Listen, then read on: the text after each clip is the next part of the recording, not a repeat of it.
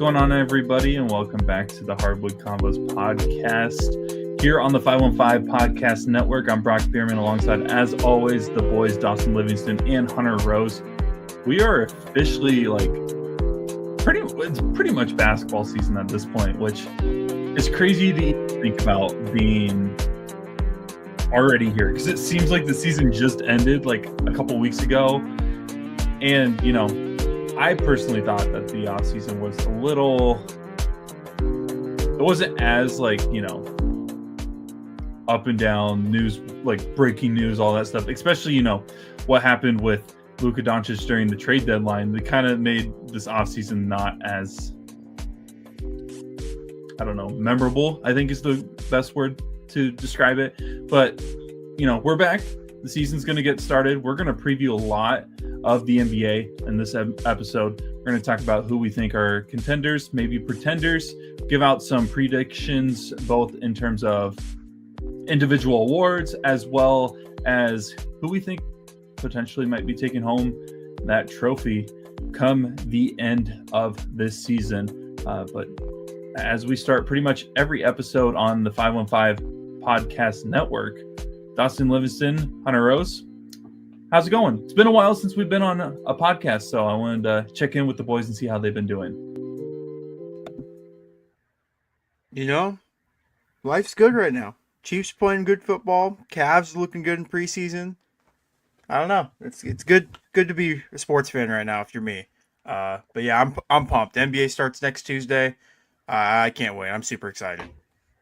And your Iowa Hawkeyes are going up against preseason number 2 ranked Penn State this weekend. So, absolute memorable game upcoming for both Iowa and Penn State. Of course. And Hunter, I guess I don't even know if I want to ask how you're doing sports-wise. Could be better. Hey, the Packers are in the lead in the North. Imagine having 2 losses. Couldn't be me. But I'll hold my opinions on if the MLB should have a salary cap or not. But it also doesn't help when you're, leading hitter and home runs just can't hit the ball. So, but I'll hold my opinions on the salary cap. But other than that, I'm excited for basketball. I think it's kind of like once media day rolls around is when I get ready for NBA hoops again. But you have that. We got college basketball. The AP Top 25 already came out, so that was exciting. We got preseason hoops. Kyle Kuzma's still on my team, so I'm still mad. But things could be worse, so we'll take it. Yeah, I was shocked that it only took 3 minutes and 48 seconds for a Kyle Kuzma reference to be brought up. Had to be brought up. But the NBA season, preseason's going on right now. We have games going on. Boston's actually playing in a close fourth quarter game. I think Toronto's just tied it up with a 3 with 4 seconds left. So that game might be going to overtime. But the regular season, if I remember correctly, and I feel like I'm going to butcher this, starts this Tuesday, October 21st, and it's headlined by, honestly, 2 really good games, in my opinion, to start the NBA season on paper before we get to all the injuries or maybe storylines that go into it. But Houston and Oklahoma City start up. Oklahoma City, championship night, going to raise that banner, all that stuff. And then you got Golden State traveling to LA to play the Lakers. But the big news out of that probably is, outside of Luka Doncic starting his first full regular season with the Lakers, is LeBron James being out 2 to 3 weeks with an injury already. Ooh. And we don't have to talk about that, honestly. I was more of just wanting to mention the 2 games starting the season, because usually they try to make that opening night a little bit more memorable in terms of good matchups and everything. But really, we should probably, since we're recording here on October 15th, probably should be talking about some of the news that has come out today as we're recording here on a Wednesday night. But both involving both at least headlines that we're going to mention involving the same team in California. We'll start with the signing, not the extension. The signing, the Sacramento Kings have signed Russell Westbrook, formerly with the Denver Nuggets last season. This has been rumored for a while now. At one point, people didn't know whether or not Russell Westbrook was even going to be in the NBA this season. So the fact that this has finally been finalized and everything, and Westbrook is officially a King, makes it just obvious that the whole, well, maybe will he go overseas and play, blah, blah, blah. I feel like it just kind of proves that this was kind of a win, not if situation. So Westbrook joins a roster that is filled with a bunch of seasoned veterans that are looking to hopefully compete in a top-heavy Western Conference. So what are your guys' thoughts on this signing? First of all, are you shocked that this actually happened? Because I feel like it was going to happen one way or another. But also, do you think this takes Sacramento to another level, stays the same? Do they even get worse? Because I know there's been some people that think that sometimes Westbrook can bring down a team's production. I guess really the only people in recent memory I feel like that say that are probably Lakers fans. But, it's still out there. So what are your guys' thoughts on Russell Westbrook officially joining the Sacramento Kings? This is nasty work done by the Sacramento Kings. This is, dude. So now they got what? Their lineup's going to be Westbrook at some point, Levine, DeRozan. Like, what are we doing here? Like, if this team was in 2018, this team would be unbelievable. But let me check my calendar. We're in the year 2025, and Russell Westbrook is not nearly the same player he once was. None of the guys in the Kings are nearly as good as they were even just a couple years ago when they made that playoff run. But I'm not really surprised. Brock mentioned it. This had been rumored for a couple months that he was going to sign with someone. It being Sacramento, though, I don't really get it. I mean, Sacramento, like, I know we don't do, like, over-unders and stuff like that, but I always like to look at them because it's a good, like, indicator of what the general public thinks of a team. So Sacramento's win total, their over-under win total this year is 34.5, which they won't even be sniffing the play-in if that holds up, if they're just even around that number. Yeah. So it doesn't really make sense to me. Doesn't make sense for the Kings, in my opinion. And it doesn't really make sense for Russ, but I get if this was his only opportunity to still play in the NBA, it makes sense, but it's definitely a head-scratching move, in my opinion. Yeah, it's an interesting thing. The Kings are a weird situation because, like you said, 2018, this team would probably be the odds-on favorite to win or at least compete for the NBA championship. And,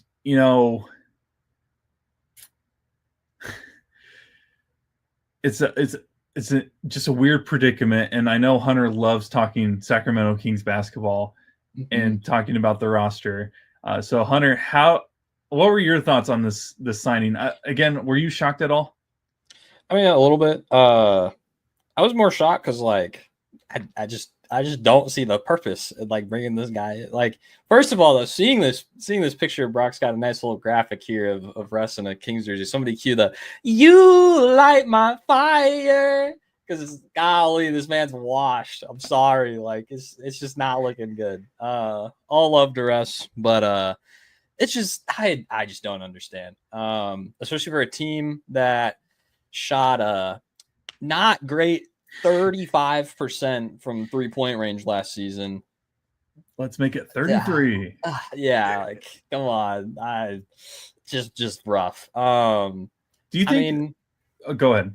No, good. No, I'm good. I was going to say, do you think this is more of a sign of Russ for sure hitting, like, is even past the,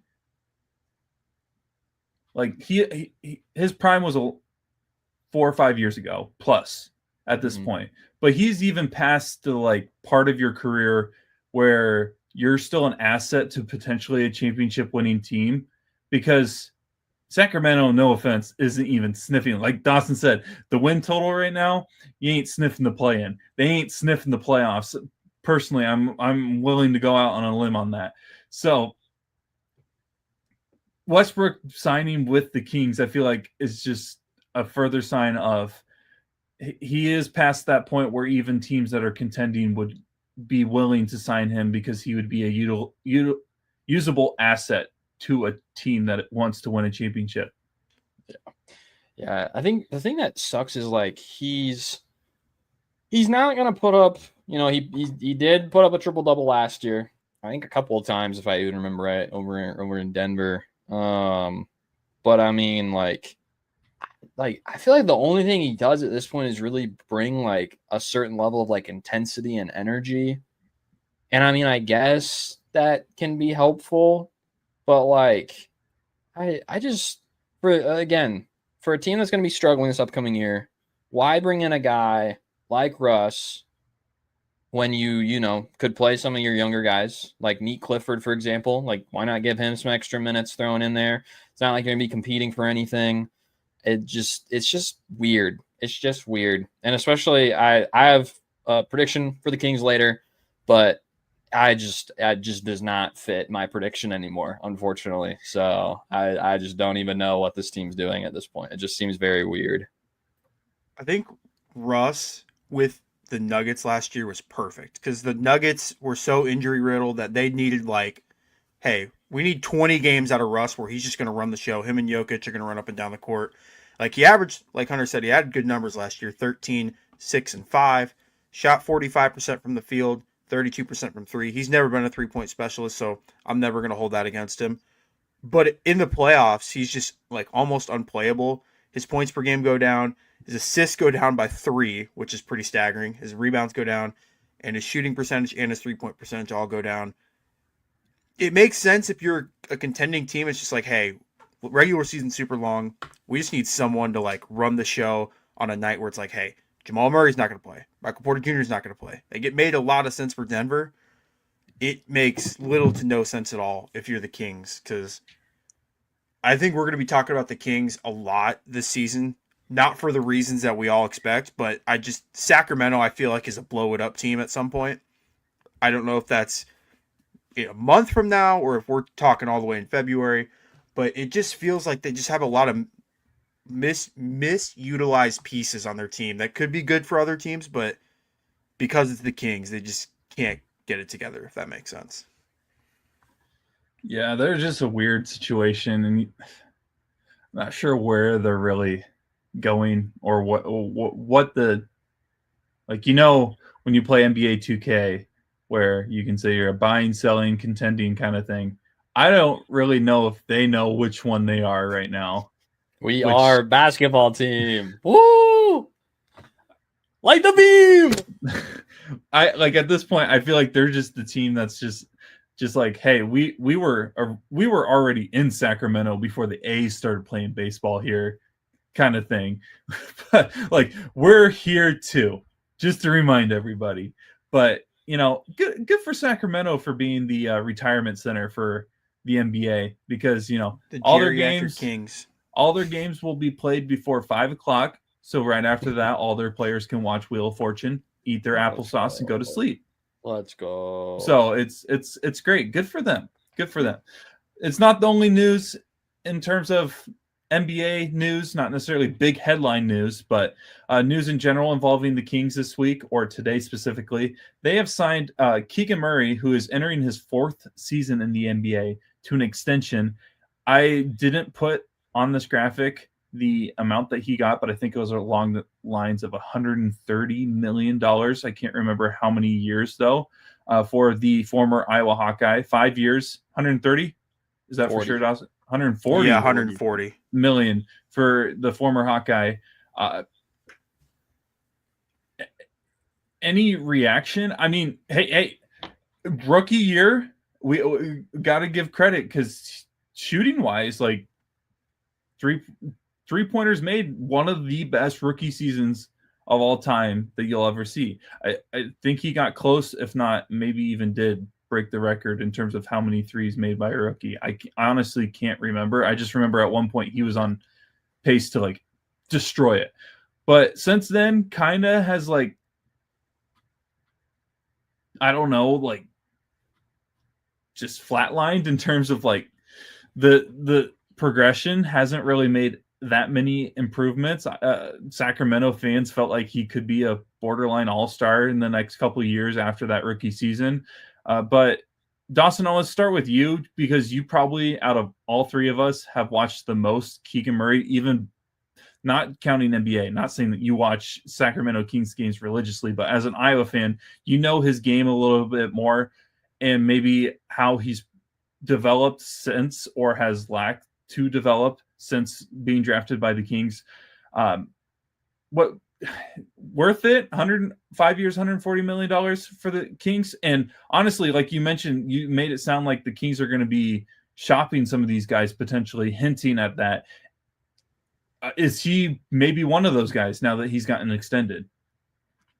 When I first heard this number of how much he was getting paid, I'm like, good for Keegan. That seems a bit heftier than I would have spent. But then you look at the guys that are around. So he's at that 5 years, 140 million, which is 28 million a year. You look at guys around that number league wide. I'm gonna just spitball some names and do with this information what you will. So Trey Murphy makes 28 million bucks a year. Jakob Pertl makes 28 million bucks a year.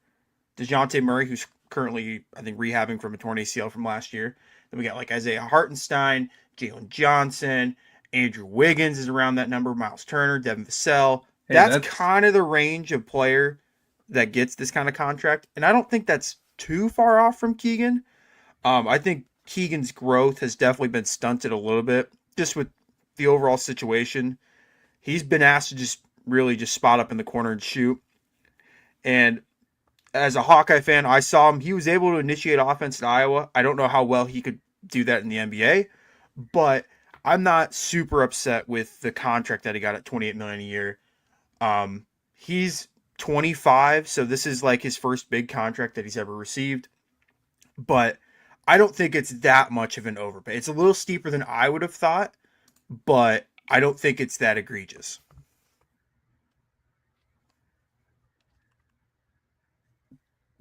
I don't like the Hunter smirking. I hate it. I hate it. I hate it. I hate it. And not just because I'm a hater, because he went to Iowa, which I am, but not just because of that. If you look at this guy, okay, like Brock said, like if this were offered to Keegan Murray, like right after that rookie year, like it honestly would make sense then. Like that would have never happened, but it would have made more sense then. And so I think like Dawson said, I will be fair. The Kings are an absolute travesty. And so a lot of his growth has been stunted. But I think this is a bit of an overreaction from the Kings of like, all right, we need to do something here. Because, well, yeah, like he came into the league late because was he there all 4 years or 5 years? I don't even know how long. I think at least 2 or 3. 2 or 3, I okay. think for sure. He was a redshirt sophomore. So he ended up what it came into the league like at 22 or 23. Something like that. And so the way he shot the ball his first year to be like, all right, like this is a great sign for things to come. But he's done nothing but get worse is the problem I have with this. And I think especially within that like plethora of players that Dawson gave, like for example, like Jakob Pertl, like that's definitely an overpay there. Like I don't think Jakob Pertl should be making that much. Hey, Andrew Wiggins had one of the best finals performances of all time. Is definitely based off of that finals appearance. Yeah. But like when you look at this guy, like as he's been in the league, and especially for a guy that is very much like a 3-and-D specialist, I think within the Shams tweet about it, it was like one of the like only players or the only player to reach like 500 plus threes and like 250 plus steals and blocks or something like that. Like he is a 3-and-D guy, which is valuable in this league. And hopefully that's probably like Brock said, like if he's dealt out in the future, maybe they'll be able to find something that works. But like his shooting numbers have only gotten worse, and that's just not a good sign for me whatsoever. And it's not even necessarily because he's shooting that much more or that much less.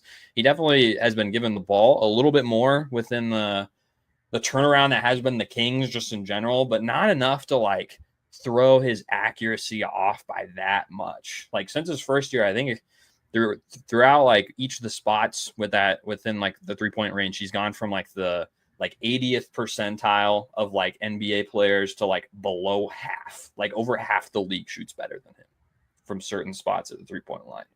And for a 3-and-D guy, that is egregious to me to then give him almost $30 million a year in 4 years. But a lot can change in 4 years, so who knows?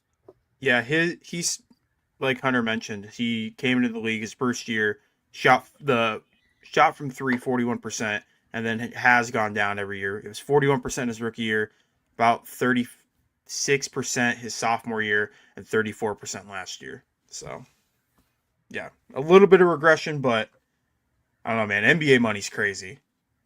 I don't know. NBA money is crazy. And the salary cap is only going to get crazier and crazier and crazier in the next few years. The aprons have really thrown a wrench in a lot of these contracts.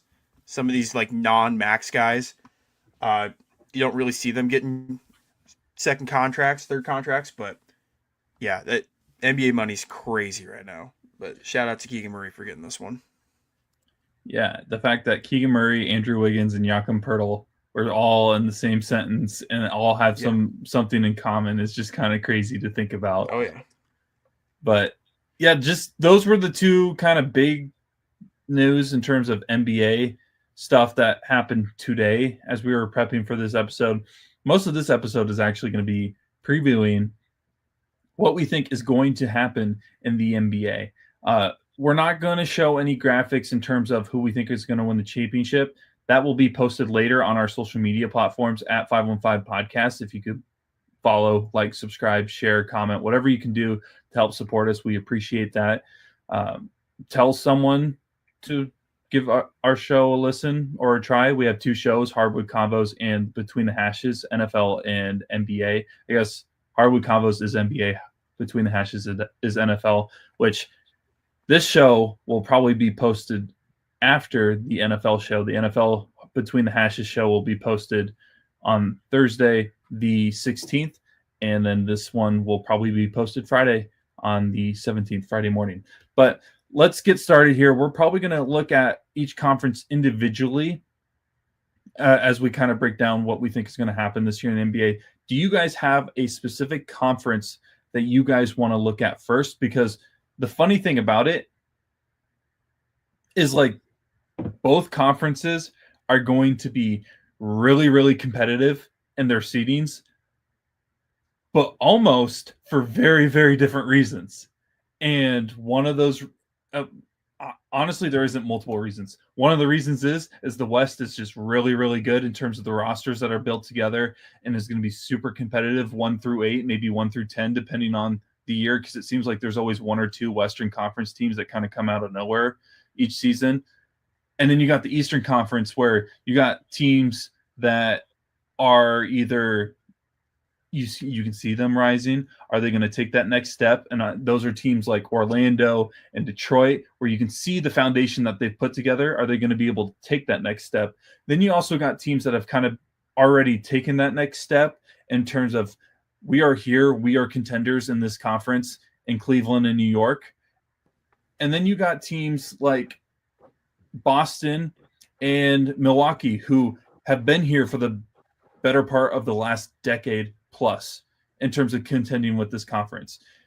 And they both have either made moves this offseason and or have had injuries that are going to burden their chances of contending for a championship and or just competing in this conference. Let alone, I didn't even mention Indiana, who represented this conference last year in the NBA Finals, is going to probably be without starting point guard Tyrese Halliburton all year because of a torn Achilles. So right now, I think it's a wide open race. And then you got the Western Conference, who you got Oklahoma City, who's won a championship, Denver, who's won a championship, Minnesota. A lot of people are waiting for Minnesota to be in the finals at this point. And then Houston has rebuilt completely. They have a really good team, just signed Kevin Durant. The Lakers, the Lakers are always going to be in the conversation, whether they're actually good or not. That's for the Lakers to show us, because it seems like year after year, a lot of us keep picking them to either make the conference finals or the finals. And they don't do either.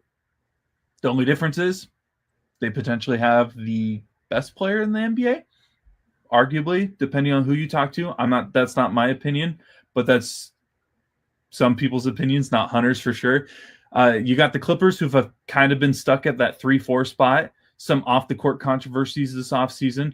And this isn't even scratching the surface of some of these teams, because you got a couple of franchises like Dallas, San Antonio, and maybe even Memphis that are like, they're in that Detroit, Orlando phase of last year where it's like, okay, this is their season to like be like, okay, we're going to be here at some point. Or maybe they completely skip that step and they're contenders. So which conference out of the Western or Eastern Conference, I guess, where do you guys want to start? Sorry for blabbing on a little bit and previewing these conferences. I don't know about Hunter, but I'd like to talk about the East first, just because I think the Western Conference is certainly the one that's got more content that we could talk about. Okay. Yeah, sure. So like I said, Eastern Conference is kind of like got different tiers in terms of teams that maybe are contending for a playoff spot. You got the teams that are have been there the last couple of years, New York and Cleveland. You got the teams that are kind of rebuilt or have tooled themselves to be contenders this year in Orlando, Detroit, Atlanta, who have made some moves this offseason. Then you got the teams like Indiana and Boston, probably dealing with some injuries, may or may not be contending. Indiana, it sounds like for sure Tyrese is not going to be playing this year. Last week, Jason Tatum for the Celtics posted a video of him dunking. Not sure as a Celtics fan if I'm excited about that, because you're not supposed to come back that quickly from an Achilles tear whatsoever, but makes it sound like he's going to be playing this year.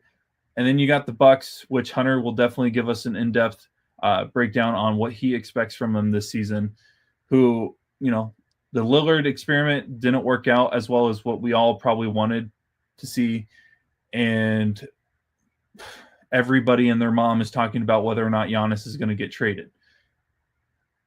And that, again, those are just some of the teams. You even still got the 76ers. What is Joel Embiid's situation with Philadelphia? Where are they at as a franchise? So, Dawson and Hunter, I'll open it up to you if you guys want to talk about the contenders, certain storylines, whatever you guys want to talk about, or if you guys have hot takes or an interesting storyline that you want us to pay attention to heading into the season. Yeah, I don't want to spend too much time on, like, I could talk about the Cavs, but I don't know. Well, you guys will get enough Cavs content from me over the next 8 months that we do this pod, so I'm not going to harp on them too much. I think the team that's really fascinating is I think Atlanta has got something cool that's brewing down there. They made that trade for Kristaps Porzingis, and now Kristaps was on and off pretty much for Boston all of last year. He had something going on in the playoffs. We're not quite sure, but Atlanta's got Trae Young coming back. They have Reece Shea, who was the number 1 overall pick in the 2024 draft. Dyson Daniels is going to take another step forward. Jalen Johnson was playing really well before he suffered an injury. They have Onyeka Okongwu off the bench. Like, I don't know. I'm really fascinated about this team. ESPN thinks their projected record is going to be around 48 wins, which is pretty fair. Has them right now, it's like the 3rd best team or 4th best team in the Eastern Conference, which I think is super interesting. They're a team that we have to keep an eye out for. And then Brock mentioned at the very end, but Philadelphia, they've just kind of flown under the radar by everyone. We don't know what's going on with Joel Embiid. They had a top 5 pick last year in getting VJ Edgecombe, the rookie out of Baylor. Another year of Paul George, another year of Tyrese Maxey.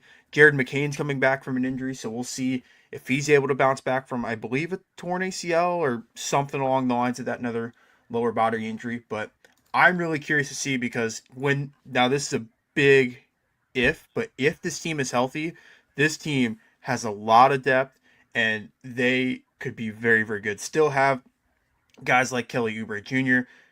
So, I don't know. Those are 2 teams that are certainly like catching my eye, and I don't think are getting talked about quite enough when we look at the East.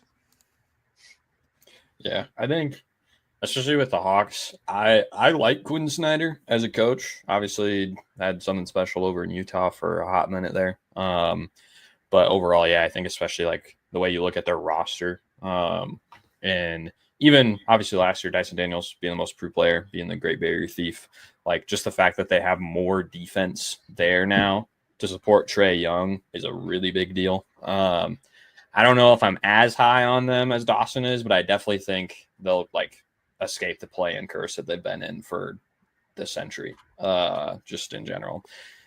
But if I were to look at some other teams as well, I'll get my 2 cents on the Bucks quick.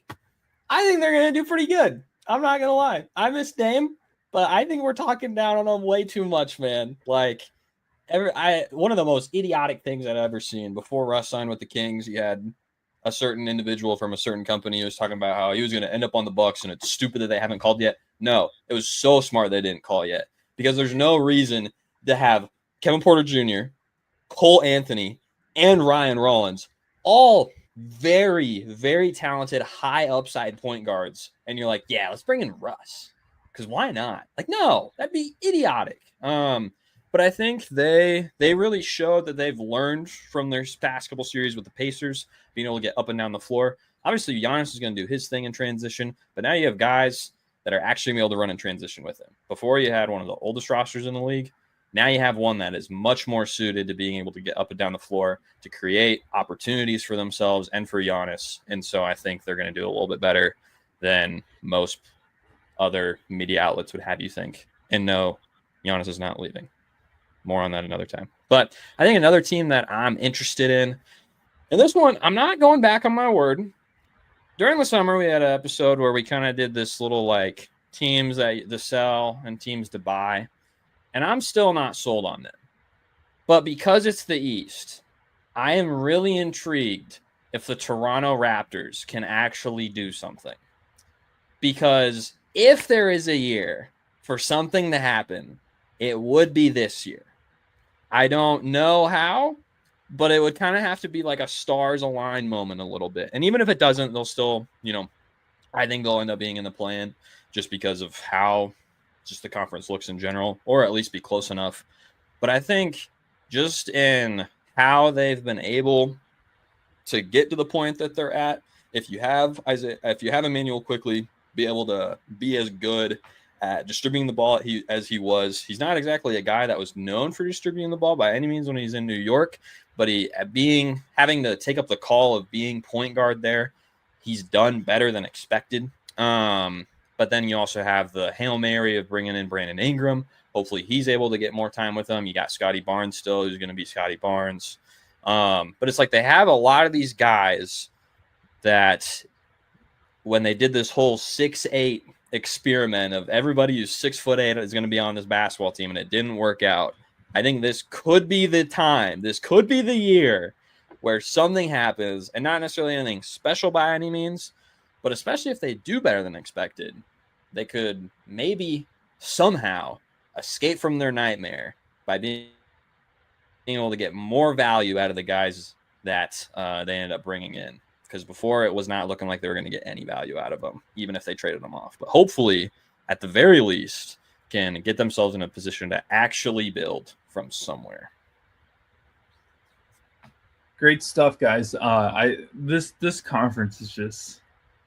Both conferences are, in their own ways, are going to be really fun to watch. This one's going to be fun just because we really don't know which teams are going to take that next step, maybe outside of, the ones that we kind of expect to be competing in Cleveland and New York. And, I'm kind of curious, what are your guys' thoughts on the Knicks heading into this season? They made a run in the playoffs. Unfortunate situation of losing a close battle with the Indiana Pacers.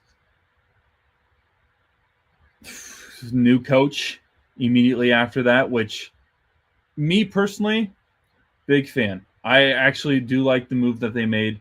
I've never been a big Tibbs guy. I think, why am I drawing a blank? Mike Brown is a great fit for them. And hey, the Kings, I know that we're talking a lot about the Kings. He won Coach of the Year, did he not, a couple years ago with the Sacramento Kings?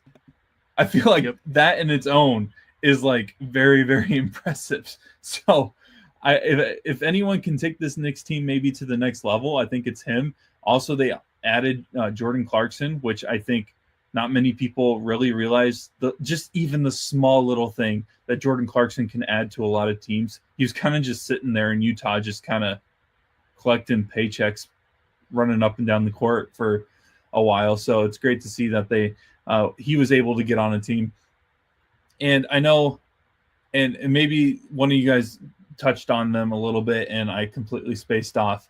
But I'm so excited to see what this Orlando Magic team could potentially become.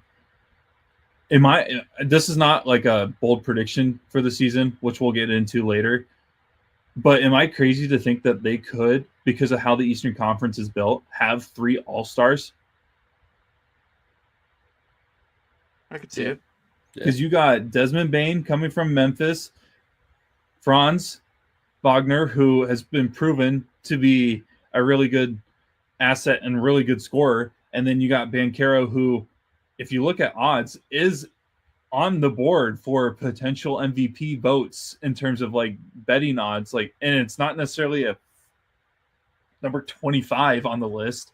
He's a little closer than maybe one would have expected even last year if they were previewing what the next season would look like. So those are 2 teams that I am interested on. I know that those are 2 teams that are going to be competing at the top. And then, I'm just interested to see what the bottom of the East is going to look like, just because I could really see any of these teams outside of 3 or 4 finishing at the very bottom, 4 or 5 potentially. But we see the usuals, the Wizards, the Bulls, the Hornets. Hunter, you mentioned the Raptors, but unfortunately in recent memory, they've kind of been always down there. Will another team be added? Will one of those teams move up? Is that a potential thing? I think Charlotte's in a make or break situation for this season with the roster that they have, and maybe even more specifically with LaMelo Ball. I feel like they need to make the playoffs in order for them to even have any hope of keeping him around. But those are just a few things that I wanted to mention overall in terms of how we look at the Eastern Conference.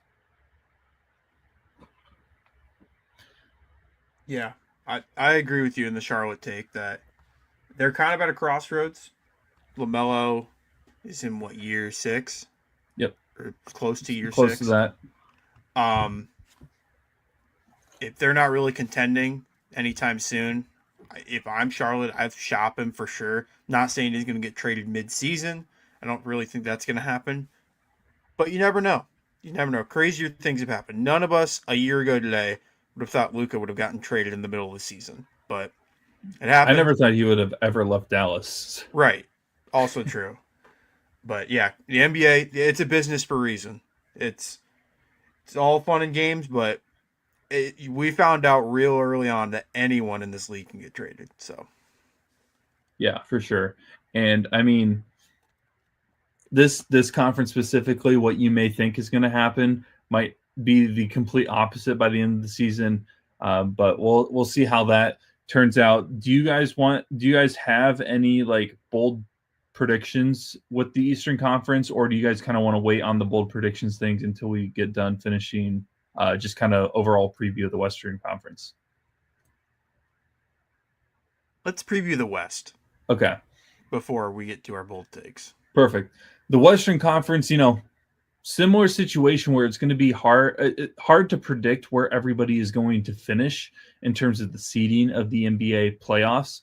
But at the same time, it's for different reasons because of how competitive and how well structured some of these rosters are. I think we saw last year with the Oklahoma City Thunder that a new era of NBA basketball has been put together, and it's not necessarily about having 3 all-stars and then building them all around and building a roster around them. I think it's more about, building an overall team. Even the Indiana Pacers is an example of that. They didn't have, they weren't a world-beating roster, but they played well as a team. And the Western Conference teams that have realized that have taken full advantage of it, as, the Mavericks have completely retooled, it feels like, and I actually feel pretty confident in them if they're able to stay healthy this season, with being able to draft Cooper Flag and what they were able to do even after the wild trade of Luka Doncic going to the Lakers. Houston has been able to build a roster with Kevin Durant. That Houston's going to be a team that a lot of people are going to be talking about this season. The Timberwolves have been one of those teams that already kind of built a team, like an overall roster, before this era kind of kicked off. Do they take the next step? Or the Clippers?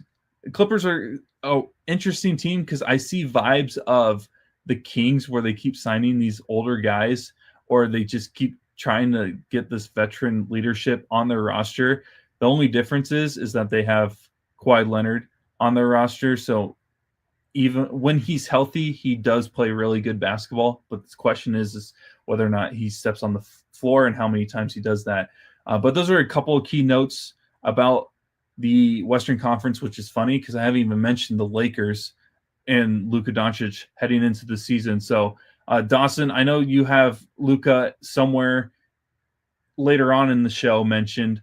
Do you want to kind of talk about your thoughts on the Lakers heading into the season? Yeah, I don't know.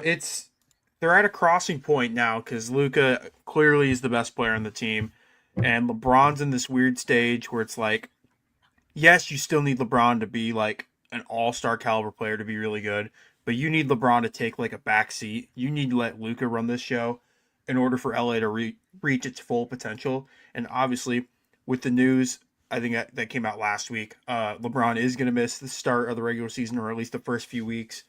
So you're going to rely on Luka more than ever if you're the Lakers. I like the way this roster is set up.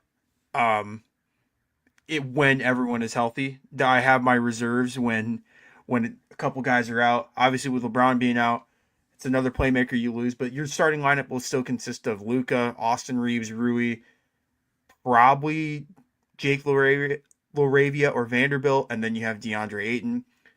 Bench, you got Gabe Vincent, Marcus Smart. You still have whatever is left of Dalton Connect after he kind of disappeared in that second half of the season. But I don't know.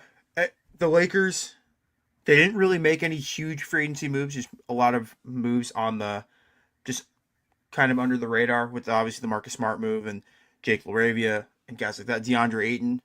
But yeah, I'm really curious to see. ESPN has their win, like their record, as 47 wins, which I also feel is about pretty fair.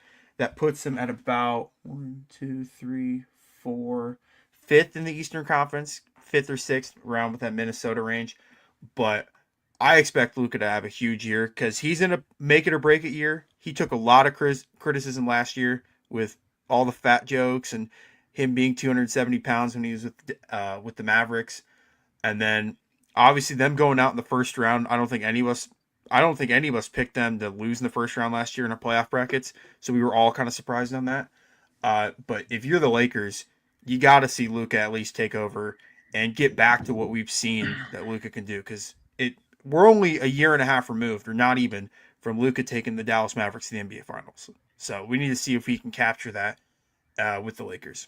Yeah, and I feel like if there may be a bright spot to LeBron missing the beginning of the season, I feel like, Hunter, maybe you can comment on this or give us your opinion on this.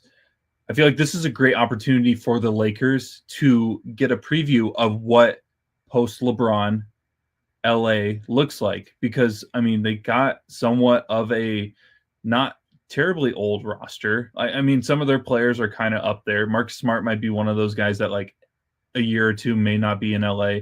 But this is a great opportunity for them to see what they have and what this team potentially looks like when it's just Luka's team, if they don't get a guy to replace LeBron in terms of the star quality that LeBron is. Mm-hmm.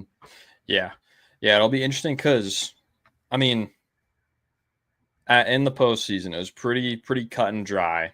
Luka, LeBron, Reeves. That was like the order of command on the offensive side of the ball. Well, let's take LeBron out, who's also probably going to be Luka's obviously the point, but the other primary ball handler. It's like, okay. And then you bring in DeAndre Ayton, who has a gajillion questions around him, upside of showing why he was the first round pick back in 2018 at this point now. That's crazy. Downside of just not even wanting to play competitive basketball. And where he's going to end up in the middle of all that is something else. And so, or, is Austin Reeves going to be able to actually come back and show like, man, like this is a guy who legitimately could make like a case for some all-star potential. You know what I mean? And since they're in LA, they're obviously going to have that spotlight. There's always going to be pressure around that. And so how's the team going to look? But yeah, so I'm really interested to see what they'll actually do within these first few weeks. Plus, we'll actually get to see like, man, it's been interesting. It's been really, really cool. One of the things that makes LeBron so good is that he's able to facilitate and coach a team while he's on the floor, right? He's literally able to be a general while he's out there. Well, if he's not playing and you have now second-year coach JJ Redick, we might actually get a really solid picture of what JJ Redick as a basketball coach looks like. And that's not to say that, LeBron doesn't let Jay. I'm not trying to incite that by any means. What are you trying to say? I was not trying to say that, Brock. But it'll be interesting to look and see, because it's obviously JJ Redick. There's even stuff from when he was doing his podcast of him like raving about Luka.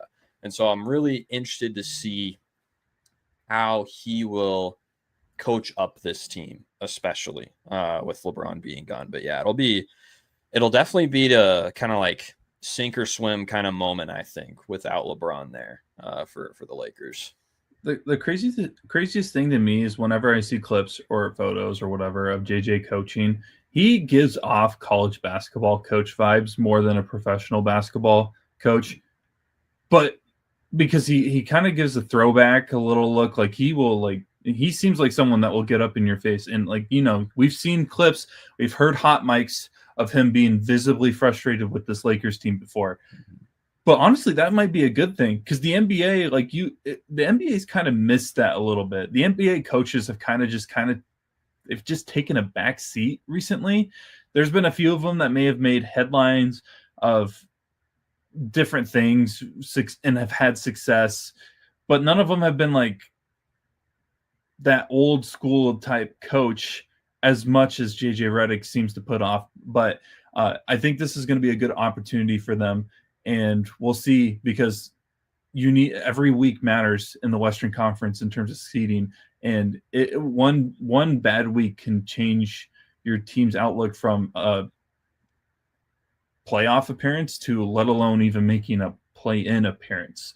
So, but obviously we may want to talk a little bit about the defending champions, the Oklahoma City Thunder. I don't know what you guys have in terms of thoughts on this team heading into the season. They didn't do much in terms of changing. They're coming off of the championship, defeating the Pacers in the finals this past season. Do you guys feel good about where they're at, or do you think teams are going to catch up to them sooner rather than later? They're going to be really good for a long time. Just the way their team's built. I mean, obviously Shea winning the MVP last year, winning the scoring title, winning the Finals MVP, all that. Shea's not going to go anywhere anytime soon. I think he's second in MVP odds, or he may even be first to win this year's MVP. Like you said, they didn't really lose anyone from last year's team. Still have Lou Dort, still have J-Dub, Chet, Isaiah Hartenstein, Caruso, obviously. Like, they still have a lot of guys. They're bringing back their draft pick from, I think, a year and a half or 2 years ago, Nikola Topic, who they've been just raving about ever since they took him, but he was obviously out all of last year, and it looks like he might get some minutes for them, which is good, because they're going to need as many guys as they can in the playoffs. Like we saw, the playoffs really came down to the two of the deepest teams in the league with the Thunder and the Pacers, so that depth is really going to matter. But I feel like there's not a whole lot to talk about, just because, A, they didn't really make any seismic moves. They kind of just re-upped everyone on their extensions and just said, hey, we won, 68 games last year. We're just going to keep the same core that we have because we know the proof of concept works. But no, Oklahoma City is going to still be really, really, really good. So, yeah, you don't like Dawson. You don't win 68 games, have the MVP of the league, and then win the finals all on a fluke. How coming into the season though, I've seen this story before because when you look at going into the season last year, and we saw the Boston Celtics absolutely dominate their way through the regular season, really dominate their way through the playoffs, besides like a few hiccups here and there, and not do much in the offseason because, well, they won the finals. There's nothing to consider like why they would change things. And I'll give Oklahoma City credit. They are a different team than the Boston Celtics. Like they played two different ways and have an MVP. Very different rosters. But like I've seen the story before where you come into the season, and I think I would be not as an Oklahoma City Thunder like fan. I wouldn't be scared going into the season, but from the outside looking in, I would be nervous of like, what's the mentality? Like, are we thinking like, oh man, we won 68 games last year and we're gonna cruise through this year now again? Because it's a young team, and I'm not saying that they don't have hard workers on their team, but it could be easy to have that mentality. And when you're in the West, you can't have that mentality. That's not gonna work. And whenever you win the title, you become the new standard. Because any team that wants to be the best team in the league is going to look right at you in the eyes and think, how do we beat you? Because you're the new standard of perfection in the NBA. And all these teams in the West have done that now. Specifically, I'm thinking about the Houston Rockets. I was that have just going to say that. Kevin Durant, have seen one. That mean they didn't even make it to the Thunder in the first place. Like that was just a travesty to begin with. But even then, like you look at the rest of the West, and it's like there's nothing to make me think the Thunder won't be dominant this year, except for a win. So that's why I can't say they won't be as good or that they won't finish as the 1 seed. Because more than likely they will. But we've just seen this too many times before. There's a reason we've had a different championship every single year for the past 7-8 years now. So yeah, there's a reason we haven't had back-to-back since the Warriors went 17-18. And even then, that team was a super team. That team was going to win 2 straight titles regardless of who came out on the other side. So literally. You mentioned Houston, man. I don't know if you saw one of their lineups that they had on the court. The Warriors took pride in having small ball. The Houston Rockets may have established the all-tall lineup. KD 6'11", Jabari Smith Jr. 6'11", Amin Thompson 6'7", Sangoon 6'11". What? You said the thing. That's crazy. Oh, got him! I hate you. I had to do it one time. Anyway. I was like, wait, what meme did I just say? Because, yeah. Steven Adams, 6'11". I saw Dawson sitting there. He was probably waiting for me to say that. No, I just like that. I can't just have a smirk on my face. There's always got to be. Can you? Yeah. Oh, my gosh. But you did it. Anyways, like this lineup not only is tall, but the thing that makes them even scarier is that these tall guys, outside of Steven Adams, can shoot the ball and at a good clip too. Mm-hmm. So, did the Houston Rockets win the offseason, if there was such thing as winning the offseason? I got a question for both of you. If Reed Sheppard, who's projected to be the starting point guard this year, balls out, do I get a little bit of the heat taken off from my Rookie of the Year pick from last year? It's funny that you should mention that, because Hunter and I had a very good conversation about whether or not I should pick him for Most Improved Player. I ended up not going with him, but I actually was close to picking Reed Sheppard to win, because it's if anyone has the easiest route to be Most Improved, it's him because of the roster that he's around. If he's going to be the starting point guard, he's already known to be a shooter.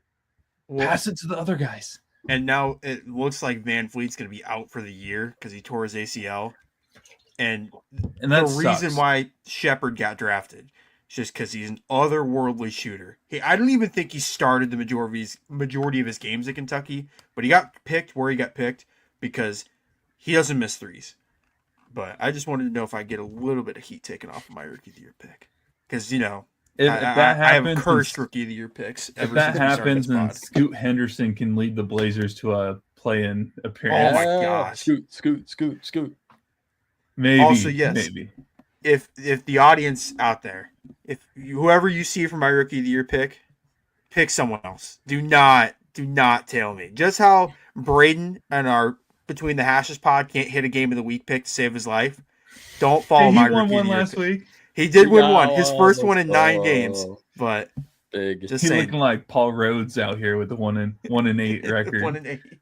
But jeez, he's hoping that they're getting ready to play Kansas before they got their current coach. But I think the Rockets are going to be pretty scary.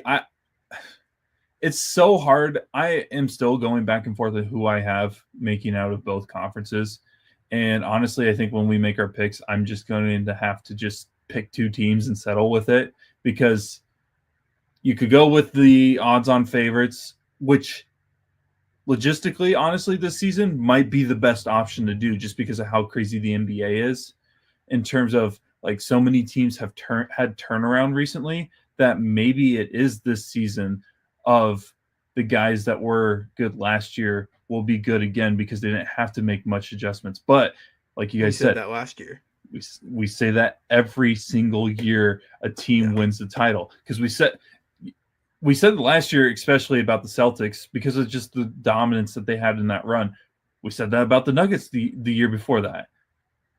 I don't know if we said it about the Warriors. I think that one was just more of what a run by Golden State. This solidifies Curry as a top 10 player all time type thing.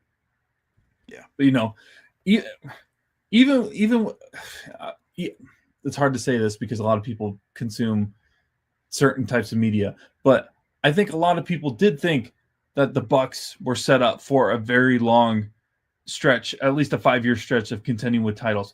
And then all of a sudden everything just blew up. So it's crazy. It's like, maybe this year is logistically the best year to do it, but also I have yet to be proven whether or not that could be a true thing. These salary cap sports it's just so hard to repeat. Like, that's why Hunter loves it. Baseball's the one-off just because you got teams like the Dodgers who are just lame and they spend all their money. They spend $500 million on their roster. Lame. I don't gotta care. do what you gotta do to Dodgers, win. man. I don't care. It's all right. Yeah. Do you guys have any more thoughts about the Western Conference? I do want to go back to the East before we give our award predictions and everything, because I do want to talk about Boston just because I think that is a team that needs to be previewed. Just because I'm curious from your guys' perspective where you have them, but. Anything else that you guys want to mention about the Western Conference? I want to keep an eye on the Spurs. We gave them a pass last year because Wemby got hurt, but I'm really keeping my eye on the Spurs. We get a full year of Fox with the Spurs. Hopefully, Wemby looks like he's a full go, which is awesome because he's one of the craziest NBA players I think I've ever seen. Obviously, have Stephon Castle who balled out last year. They just took Dylan Harper super high in the draft this past year. Like, I'm super curious to see how this is all going to work out. We gave him a pass, but I think this is the year that we have to see some real improvement for the Spurs.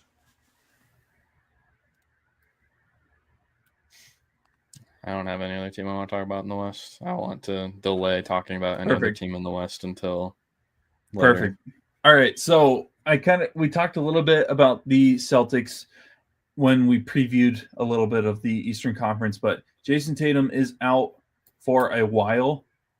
We thought it was going to be an entire season for the Boston Celtics, which has led them to, make moves that they did this offseason. Traded Porzingis. Al Horford is no longer on the team, signed with Golden State. Traded for Anthony Simons. What are your guys' thoughts from an outside perspective, not I guess from a Boston Celtics hating perspective, on where you guys think they could finish this year? Do you think there is any chance in terms of if Jason Tatum returns that the Celtics could automatically get back into that contending position for the Eastern Conference? This is me, and I am the GM of the Boston Celtics. Tatum is not playing at all next year, like this upcoming season. He's I don't care how good his rehab is going. I don't honestly we're punting on this year because if there's any sort of setback that affects his career somehow, it's going to be the worst decision the Celtics have made in a very long time. So for that reason, I honestly just roll out the lineup that you have. Although it might be nasty, like no offense to some of these players that are going to get minutes for the Celtics, but with how bad the East is, Boston could still like be the 6th seed, be a 5 seed in the East, and I wouldn't really bat an eye. Still have Derek White, like Brock mentioned, they just acquired Anthony Simons. Still have Jaylen Brown, who Finals MVP Jaylen Brown. Sam Hauser's still there. Peyton Pritchard's still there. Brock's boy George Niang was there and then wasn't there. I don't know what was up with that. Sad. But yeah, I'm still waiting for my Niang jersey. I don't know if it's ever going to come in. yeah. Imagine he just gets traded back. I've never been so sad in my life over a trade, and like Marcus Smart getting traded from Boston, which I mean is funny now looking back at it in terms of how it what it resulted in. But but I was so heartbroken when Niang got traded again immediately after. However, though, I think I might just be. I'm happy that the team he did get traded to are bringing back their amazing Utah Jazz throwback unis. So I might have to cop one of those. There you go. Yeah. But yeah, it's this roster is going to look nasty. I am in the same boat as you, Dawson. I personally want to punt as a Celtics fan, and it's funny that I know Celtics fans that don't want to do that, and that's fine if that's what you want to do, but. Hunter, am I wrong? Or if something like if he comes back, Tatum comes back, said February or March, like it seems like he says he might be back, and re-ruptures that Achilles, there's no like I know that they used to be career-ending injuries, but that is as close to a career-ending injury as there could be if he would to do that again. Yeah, I'm kind of with Dawson where it's like you kind of like. It's just like there's no reason. There's just no reason to like this. On one hand, like I could see somebody making an argument where it's like, well, if the conference is super weak this year, like you might as well like you could try and still get a push to the finals, and like especially if like let's say the Celtics do like surprisingly well, maybe put themselves in position of like the 6th seed or so, like you might like, and if he's feeling good, play him. But it's like. You're already good enough to be competitive when the East is good. Like, there's no reason to risk it. Like, he's still young. You still got years ahead of you of the two J's. Yeah, he's still 21. He's still 18 if you ask some people too. But yeah, so I would agree there. Like, there's no reason to go for it this year. So I have a bold prediction for the Celtics that involves the Celtics later that I'll save it for. But as I was constructing that bold prediction, I was trying to figure out because my idea for the Celtics is I think there's a chance the Celtics team looks pretty different by the trade deadline, and not in terms. My take isn't like I don't think Jaylen Brown will get traded. I think it could happen. I don't see it happening. Same with like their main core guys. I don't think so. I was kind of looking at like for example, like guys like Sam Hauser and everybody below him, kind of within like. But the problem is. They have a lot. It's because they have a lot of these like buy low, sell high kind of guys. And they're almost too buy low to trade. Like you're not gonna get anything from like a couple of $2 million guys. It's like you bought too low. Like this is not a movable piece. This is a movable piece if you throw in a very big piece. Like you got like a 1x1 Lego brick, and you're trying to get a whole castle. Like it's not gonna work. I think Luka Garza could bring a lot of value. Man, let's calm down there. Future Buck. But stop. Do not. I'm putting that in the universe. Do not. Him and Bobby Portis teaming up with each other. Gosh, that'd be the slowest team I've ever seen. So that's kind of where I'm at with them. I think just because of how bad the East is, like they have to be a play-in team at least, right? Like there's no way they finish lower than 10, surely. And like again, still have somehow Finals MVP Jaylen Brown. Like he'll still do well enough, like to lead you. You have Derek White, who's still bald, so he'll do well. Hey, yo, what's wrong with that? And apparently Anthony Simons has decided to look like prime Damian Lillard at times in the preseason. So who knows what he'll do? But what's wrong with bald? And you got friggin' naked mole rat from Kim Possible, Peyton Pritchard on the team doing well. So like you guys will be fine. No. So honestly, the only question I have is like who's playing center. That's the only question. But like there is some upside in Kada. You got Chris Boucher, so congrats. Xavier Tillman. You do have 6'7" Xavier Tillman. I'm lost, man. I don't know what to expect this team. If it was up to me and no one plays, we go 0-82, just put our ping pong ball in the lottery, and we'll try to get the third pick at best. Take AJ DeMonster next year. I'd cry. Perfect. I would cry. Perfect world for me. I don't know where they have him predicted or anything, but if the Celtics could somehow end up with Cameron Boozer, I'd be so happy because that's a position they would need when Tatum comes back. Yeah, true. So it's not gonna happen though. So we're not even putting that out in the year. No, it's happening. Cameron Boozer, get ready to learn Boston Celtics basketball. No, get ready to learn Joe Mazzulla media versus coaches basketball. That was so hype. Dude, that was so mean. That was hype. That was awesome. Did you guys see the highlights of that thing? Yes. They posted the highlights, and it was worse than the photos of the scoreboard made it look. It was incredible. It's so funny because like now Joe Mazzulla just can't be criticized because he's just gonna be wait, we might be on a 4-game losing streak. Do you remember when we beat you 57-4 in pickup basketball? Yeah, you don't get to talk. So I'm gonna say something like, "You just bought yourself a spot on the roster." That's what he's gonna tell him. Like, we're playing you next year. Like, I'm coming for you. I almost feel like it's gonna be. It's got to be a yearly thing. Joe Mazzulla it's the Joe Mazzulla Media Member Invitational. Like that's what it's got to be.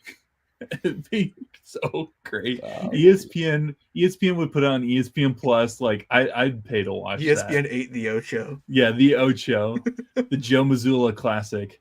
That's what it'd be called. But that'd be fire. I see the Celtics finishing around 6. Almost said it again. I have them finishing around the 6th seed this year, but I don't really see them finishing in the top 4 at all. Like I literally, it would be a 5% outlook in my terms of like perspective of how I feel like this team is built. So I really don't think they have anybody outside of Derek White and Jaylen Brown. And you mentioned the trade deadline and how this team could look completely different. I could see a world where Jaylen Brown's the only one that's playing right now that's on this roster come next year. Maybe outside of Peyton Pritchard, because it seems like they are like hell bent on keeping him because like he was like, I want more playing time. They're like, no. And then he's like, I want traded. And they're like, no, we're gonna actually like play you this year. And then he won 6th man of the year, all this stuff. And so, which by the way, if you haven't seen, go on Boston's social media pages and find Peyton Pritchard's comparison photo from his rookie year to now, and it is like a carbon copy. Like, I don't know if you can find a more carbon copy of a player in terms of how he looks. But that's my final thoughts on the Celtics. Last thing I'll say is they literally only have to be better than the Wizards, the Nets, the Hornets, the Bulls, and then they'll probably make the play. I think we all agree. That is the worst part. Is I want to be in the Western Conference this year because it would be a great year to be in the Western Conference. Like, if you're in that same group, like there's a cluster of Eastern teams of Boston, Toronto, Miami, Indiana that are all projected in that like 38 to like 41 win territory. They just got to be better than one of those teams, and then they're in the plan automatically. Yeah. So I don't think that's going to be that hard to do if you're Boston, but we'll see. I don't know. As long as you can drive to the hoop on the left side, we should be good. But let's get into our award predictions, and then we'll do our season like bold predictions. I don't know how many you guys came up with in terms of just season bold predictions, but and then we'll get into our conference finals and our finals predictions. There's Keegan Murray again, just in case you guys forgot. But here is Hunter Rose's NBA award predictions, which be peak and chalk. Hunter, do you want to go through your list? I'd love to.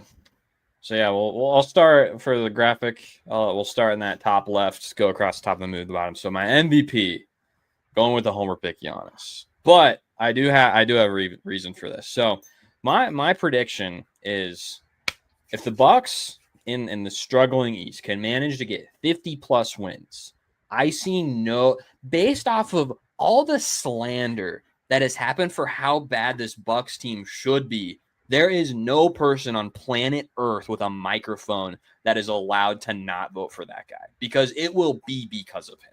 All right. Obviously, there's a new number 2 option. Like I'm excited for Miles Turner. He's also loving Milwaukee. Like if you want to just like enjoy some time, just like go to his social media. Like he's going to like Brewers games. He's checking out play. Like he's having fun in Milwaukee. He must have hated Indiana, which makes it even better. But anyway, but then there's a very, very, very unclear option 3. If you were on the outside looking in and knew nothing about what's been happening, you'd say, oh, Kyle Kuzma is option 3. No, Kyle Kuzma is not option 3. I'm not saying that the Bucks are going to be contenders, because I think what is required for them to be contenders is they have to get rid of Kyle Kuzma. That is the priority for the season. If you don't get rid of him, you're not sniffing any real success. But nonetheless, that's why I think Giannis will be there.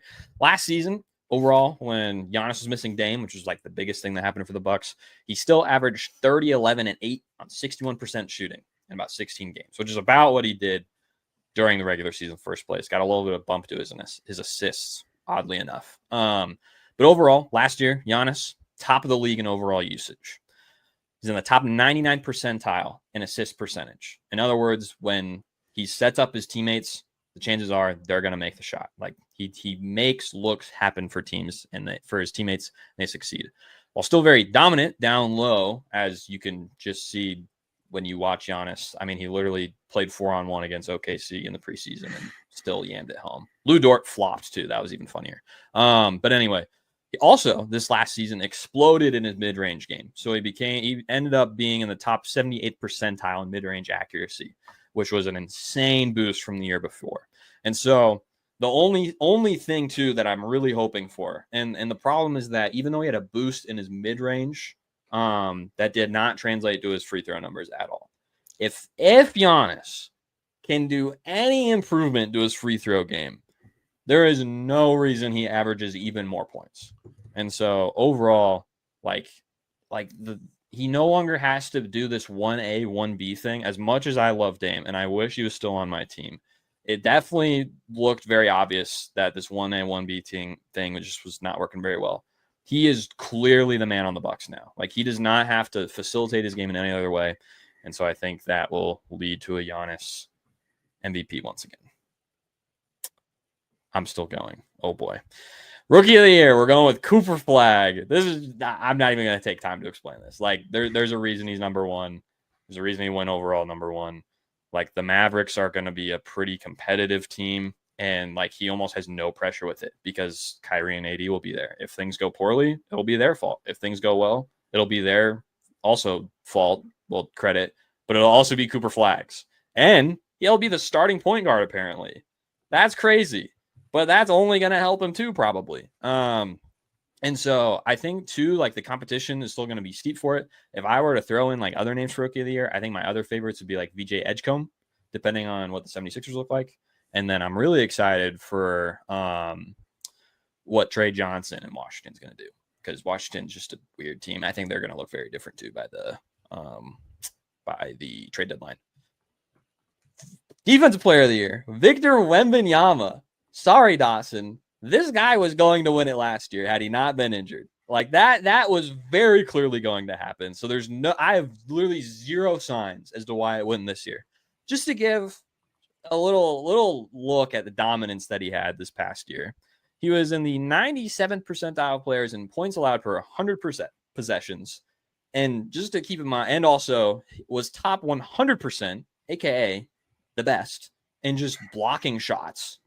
Just obviously, like, he gets a bunch of block shots, but like the percentage of shots that get put over him that he blocks is higher than it should be. Top 5 in overall defensive rating last year with a minimum of 1,500 minutes. And he was the only Spur in the top 25, which is a big deal because most players are going to be like on the same team if they have a really good team defense. He was the only guy on the Spurs to sniff that top 25. And then the top 92nd percentile of opponents' effective field goal percentage. Like, this guy just screams defense, and he's like 7'7". I'm pretty sure he grew more, which is crazy. My coach of the year, I don't know. I don't know who my coach of the year is. I think there's all like we kind of talked about earlier. There's just too many question marks around the East and the West, and so honestly, my prediction is that's going to be somebody in the East. Coach of the year the past few years has been someone that overperforms, and the East is full of potential overperformance. And so I'm going with somebody out there. Jamal Mosley right now is the favorite in betting odds, so that would probably be the closest to what my pick would be. But to be honest, if I were to pick somebody in the West, I really like Chauncey Billups. Sixth man of the year, going Jordan Clarkson. Even under new coaching, one of the biggest things we saw with the Knicks last year that we talked about a lot on this podcast is just lack of depth overall. And Jordan Clarkson is like the key sixth man of the year guy. He's been in the conversation a bunch. I don't think he's finished in the top 10 in the past 2 years or so, but people know him as like one of the six man guys. And so overall, he's a guy that's averaged 15, 3, and 2 off the bench. Last year, actually, off the bench, averaged 16, 4, and 3. So he doesn't have like any crazy signs of regression yet. And hopefully with some new coaching, the Knicks will learn from their mistakes and they won't like run out. The starters won't like run their legs dry during the regular season. So hopefully he'll get a few more minutes, which is only going to boost him up. And then my least favorite pick, the most improved player of the year, being Andrew Nembhard, which I was not excited to talk about whatsoever. But things are just like teed up for him almost too much to not pick him. Tyrese Halliburton is obviously out, as we talked about earlier, but TJ McConnell is also out. And so he is like the guy right now. And in an offense that we see from the Pacers, it's very up and down, very transition and pass heavy. He's going to be the guy that's going to have the ball in his hands the most. We've already seen what he's had some crazy moments in the playoffs thus far. And so with both of them being out, I really only see a world where his numbers get a crazy boost. The biggest thing last year was during the regular season, he shot 29% from deep, which is not good. But the wild thing, and this is just across the board for the Pacers, is his three-point percentage in particular jumped up to 47% during the postseason, which is insane. I don't think there's any way he can keep that up for the entire regular season. But even if he like keeps it around like 35% or so, he's going to be shooting the ball way more. He averages, I think, roughly about like 8 shots a game last season. But when Tyrese Halliburton is not playing, that number boosts up to 12. And so, especially with the only guy ahead of him really being Pascal Siakam and then maybe Benedict Mathurin, who's another guy that could maybe win MIP. Like he's going to be a guy that's going to have the ball in his hands a lot for a lot of pass opportunity, but also for shooting. And so because of that, I'm going with him. Yeah, great picks. I'm not going to lie, we're going to see some familiar faces when we go through some of these graphics, some of these awards, but that just shows you how good some of these players are. So I'm interested to see who from the East will win your Coach of the Year. It's going to be somebody. Dawson, be one of 15 guys. Dawson, any thoughts on his picks? No, I like the Coach of the Year just because you're right with a lot of uncertainty. I mean, who knows who could win that award? And then obviously Clarkson. Clarkson's been she's been a phenomenal six man really since he entered the league back with the Lakers. So I really like that pick. Yeah. By the way, if anyone's questioning why I went with this Eastern Conference logo, this is not their current one. I think their current one is literally just text and it looked boring. So bring back the classic conference logos. Let's move over to Dawson's picks. All right. We're going to see you guys ready for the kiss of death? and some new faces as well. So here's Dawson's Here's pick. the rookie of the year. No, Here's the kiss of death with the awards. No! All right, I'm not gonna. I already talked Lakers and Luka. I think Luka's poised for a huge year. All of the haters, the entire offseason, calling him fat, weighing 270 pounds to the Mavs last year. We get skinny Luka now. No Braun for the first few weeks, so he's gonna have to take over. And I think that's when he's gonna get a lot of momentum for this award. There's a running joke on the podcast that I pick horrendous Rookie of the Year picks. Not just basketball, but football. Just anytime I pick a Rookie of the Year, they play bad. It was Scoot Henderson 2 years ago when it was clearly Wembanyama. I don't know why. Last year, you mind the Ace Bailey. Yeah. Last year I went with Reed Shepherd and wow, I can't even remember who won Rookie of the Year last year. I'm blanking right now so hard. It was Stephon Castle. Was that the Stephon? year? Yeah, like that was last year. Oh my gosh. Yeah. I apologize to Cooper Flagg, but even though I picked him to win Rookie of the Year, he is not winning Rookie of the Year. Let's just get that out of the way. Gosh, darn it. I think we all, I don't want to ruin Brock's rankings, but I think we all have Wemby for Defensive Player of the Year. Well, I had Smart, but thanks. All right, sorry. Crazy. Hunter mentioned it. He was going to win it last year, even though he did get hurt. So he was on pace to win it. There's no reason why he can't win it this year if he's on the same level that he was last year. Coach of the Year, you guys talked a lot about the Rockets, and I'm also a pretty big believer in the Rockets. Adding Durant, they have the size on the perimeter. They play really good defense. They can shoot the ball. Durant's going to be pretty huge for him. Gives him someone to close games out with. No Fred VanVleet is going to hurt this team more than we realize. Now they're trusting second-year player in Reed Shepherd to run that offense with the point guard.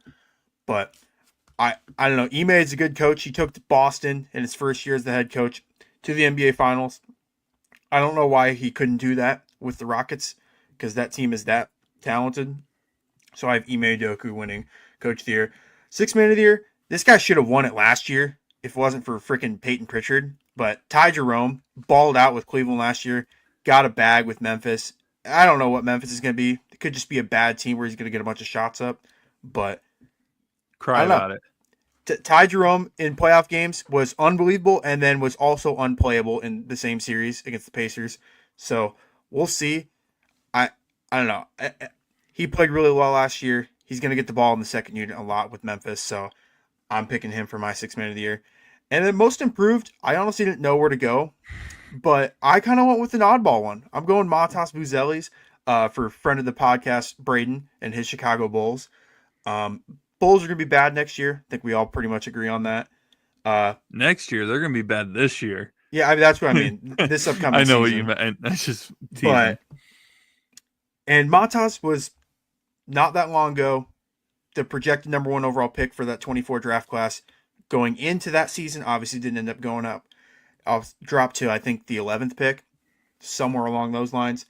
But super talented kid. He's just got to be able to put all of his tools together. He played well in the second half of the year. And I think he's due for a breakout year. So I have Matas Buzelis winning most improved player. Great picks. I feel like Ty Jerome has a chance of getting a sympathy Sixth Man of the Year for. Yeah, is that so? Yeah, just because people feel bad for him after Peyton Pritchard put on a show as a sixth man. Hey, Luka is such an interesting cat this season because, you know, the last couple years, I think 2 years ago, Hunter and I both picked him as MVP. I've picked Luka like every year. It's either been Luka or Giannis for me the last two or 3 years. And it's been like, if not when, like if like this has to be the year. And like every year something gets added to Luka's life or his career, whether it's an addition to certain players or how better this team got. This year it's I finally get a full season trait as part of the Lakers organization. So I don't hate the pick at all. Like you said, he has a chance to do something very special in LA. So we'll see what he does. I like your picks for sure. And shout out Peyton Pritchard. But All right, for my guy. picks, we're gonna have some similar ones with Hunter. Basically, MVP, Rookie of the Year, and DPOY are the same. I as unless you don't pay attention at all to what I say on this show, which I mean, I don't blame you, but Giannis is pretty much, in my opinion, the best player in the NBA and the most valuable player in the NBA.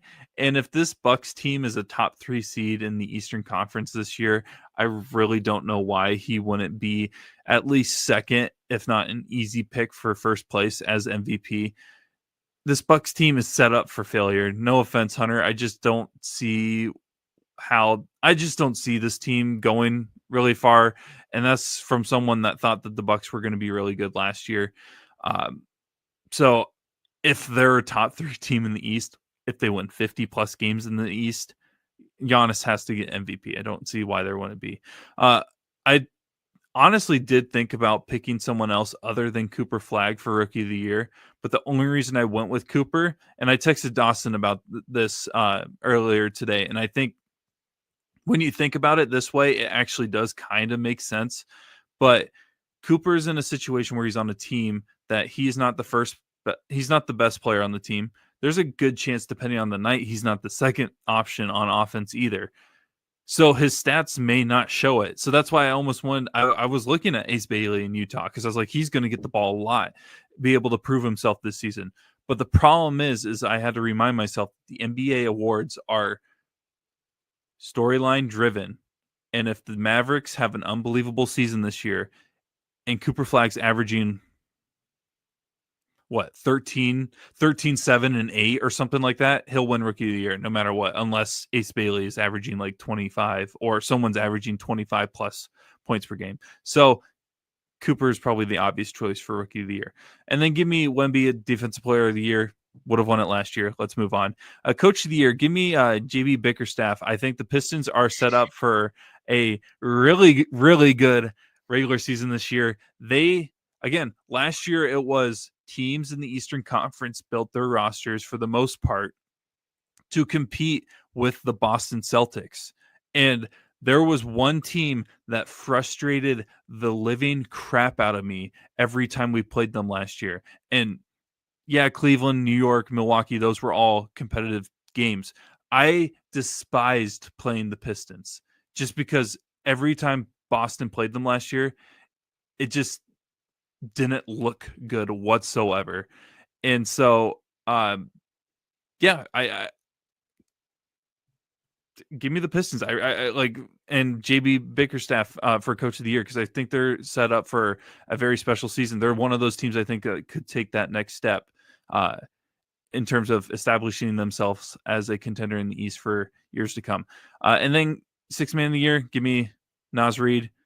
I kind of just flipped a coin. You can ask Hunter. We were kind of talking. I was about different players that could or could not win this award.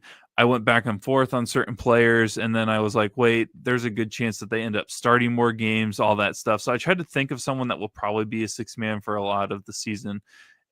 I think Nas will probably be one of those guys. And the Timberwolves, they need to have a good season this year, and they're going to need to utilize that bench. Most improved, Hunter went with Andrew Nembhard, and I actually went with Benedict Mathurin. It's going to be one of those two. If I didn't go Ben Mathurin, I would have went with Andrew Nembhard. So I don't have any issues with what Hunter picked. I just think with Tyrese being out, someone's got to step up for the Pacers, and if Ben can shoot as well as I think he can shoot, or some of the spurts that he did show, this Pacer team may be able to compete a little bit this season, even with all the injuries that they've been dealing with. So give me Ben Mathurin for Most Improved Player of the Year. Nice. I like the Nas. Dawson, you're muted. Shout out Nas. I hate your Coach of the Year pick, but I like the rest of them. I hate that one with a passion. Dude, Rock was joking. He was gonna put the Cavs logo in the background. You should not have. I was gonna put the Cavs logo in the background, and then also make sure the polo that he had a Cavs logo on it. Yeah, but I went back and forth with him and Orlando, but I feel like there's a lot of people that are on Orlando, not necessarily for, not just for, winning coach of the year, but just in general. And so, I feel like a lot of people are talking about the Pistons, but not as much as I feel like they should. So I feel like they have a good chance to make some noise this year in the NBA. All right, we're at 1:30 right now on our recording, so we'll hit real quick with give us one or two. If you have more, feel free to throw them out as well. Bold predictions entering this season. And we can start with either Dawson or Hunter, whichever one wants to start. Hunter, I know you got a list of them prepared, so I want you to go first. Okay. So I got 3 like actual ones. Okay. So I have so I already talked about my Bucks earlier, but I do actually have another one. I didn't have time to like look up anything to back this up, but AJ Green is going to be a finalist for the most improved. You wait. That dude lights it. And like I just don't see a world where he might be in the starting lineup is the thing too. And so not only could he be in the starting lineup, but that dude, as Anthony Edwards would say, that dude pull that up from Yucatan. Like he's going to be next to Giannis. So keep that going. But here are my 3 bold predictions. I'm not dying on any of these hills, but hey, I could very easily see a world where these happen. So my first one, Paulo Banchero will finish in the top 5 for MVP votes. And so over the course of his career, he's also, we talked about Keem earlier, he's also going into his 4th year now. Each year, his numbers have steadily grown. And so there's no indication that like last year was like his cap for where he's going to stop. And so he's gone from 20 to 22.6 to 25.9. And so this year, he could be on pace for a 28 to 29 point per game season. And overall, when you look at this Magic team, they brought in Desmond Bane. They're really pushing in their chips to the table for this year and for a few years in the future, especially. And so the biggest question for the Magic has kind of always been their shooting. They were the worst shooting team in the playoffs this past year, but hopefully bringing in a guy like Desmond Bane will help out with that. And hopefully we can get some more roles solidified out with Franz Wagner being more of a like 3-ball guy. Obviously, he can do much more than that, but hopefully if we can get some more roles solidified, he could be bigger on being actually an option 2 or option 3 who's going to pull it from deep while Paulo is going to take the rock at option 1.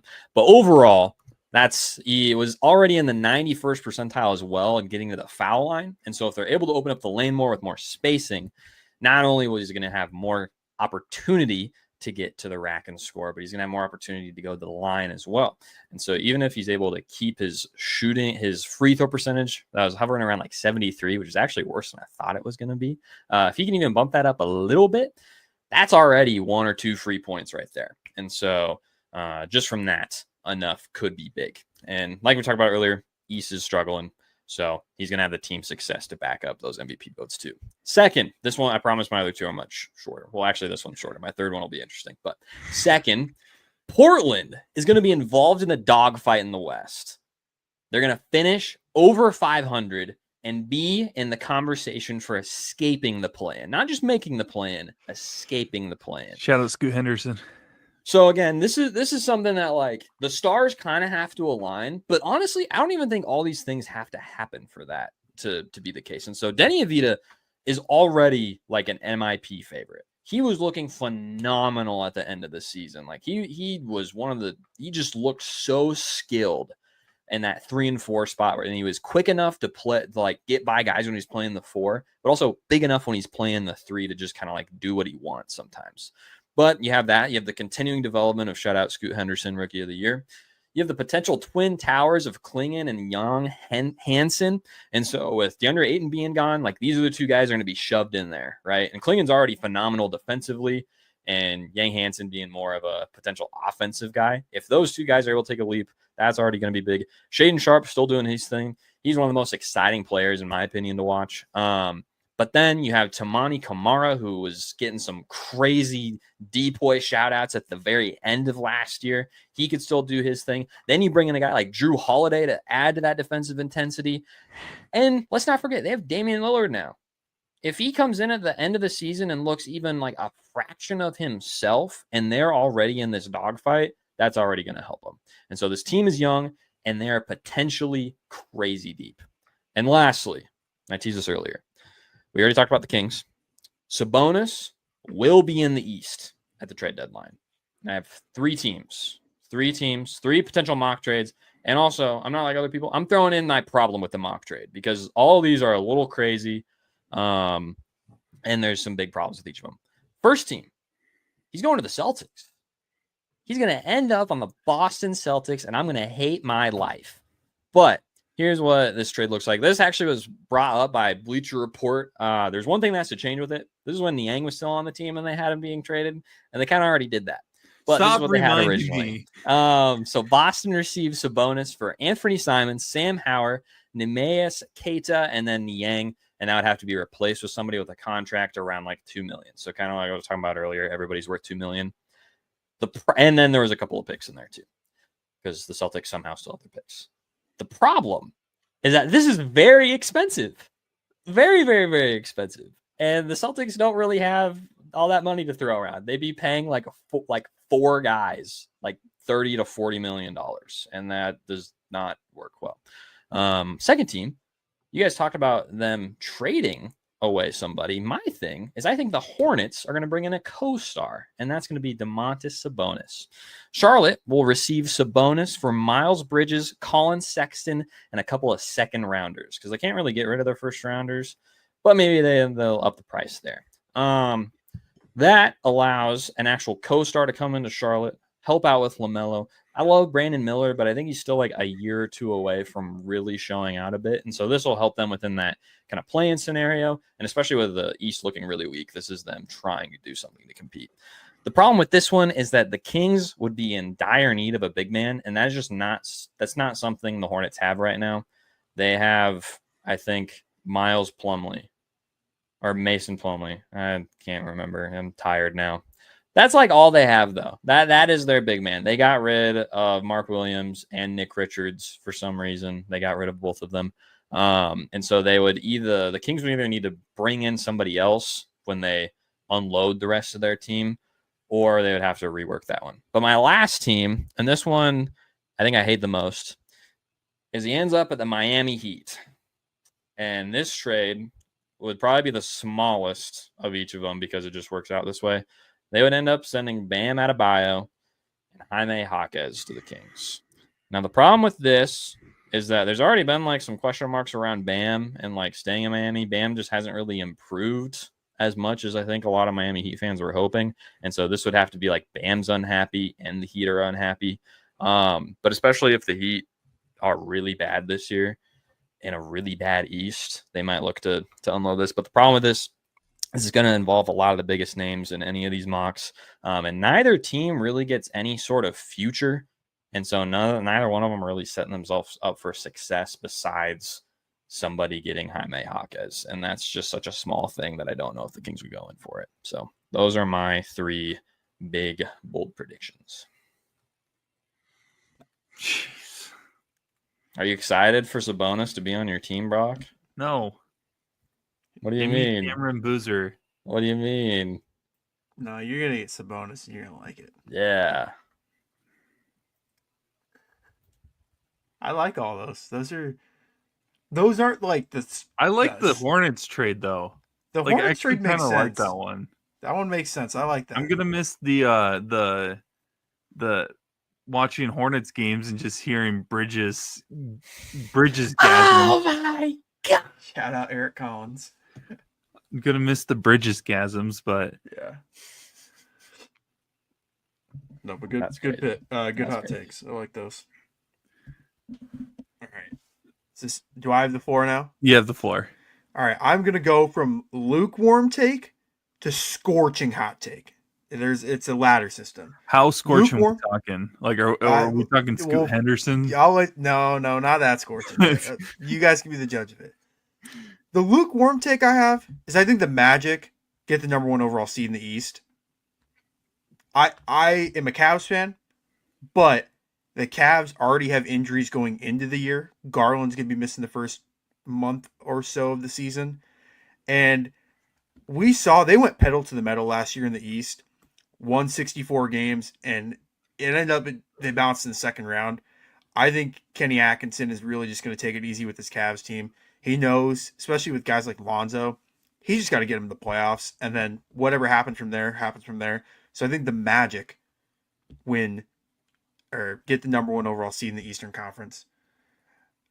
This one gets a little bit hotter, but it's not that crazy. I don't think the Thunder get a top 2 seed in the West. I think they're 3 or below. I think there's a little bit of title hangover with this team. I think it happens in sports. Just it's a natural thing. It's not something you can really control sometimes. It just happens. There's always a sense of complacency when you win a title. We're kind of finding that out with the Eagles right now.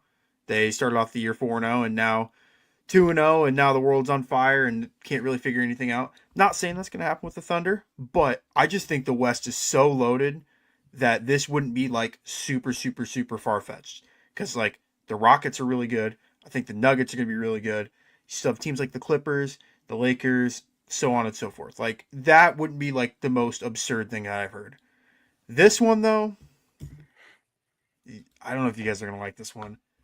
I think we're going to see a potential fire sale in Minnesota. I do not like the way this roster is constructed. They still are trotting out Mike Conley as their starting point guard. Mike Conley is almost, I think he's 38, 39. Or he's got to be. I can't believe he's still in the league. Yeah.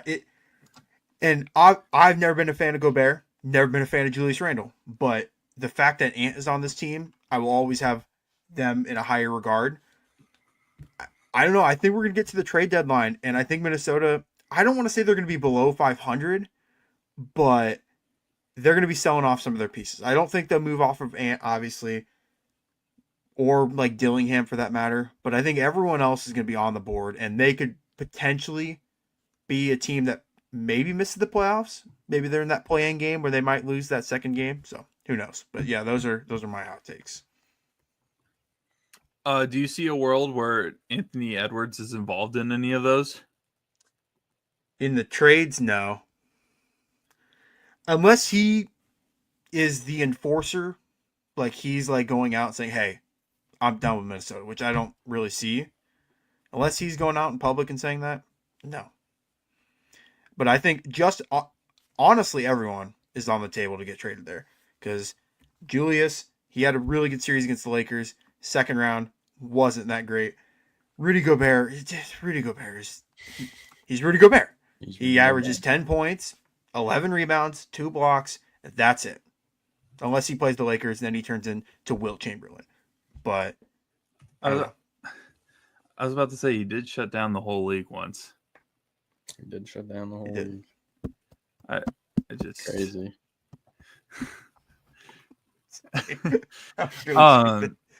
Okay, so I don't know how hot of takes these are, but the first one, and I told Hunter this before we started recording, no one that has made the NBA Finals representing the Eastern Conference between 2011 to last season will represent the Eastern Conference in the NBA Finals this season.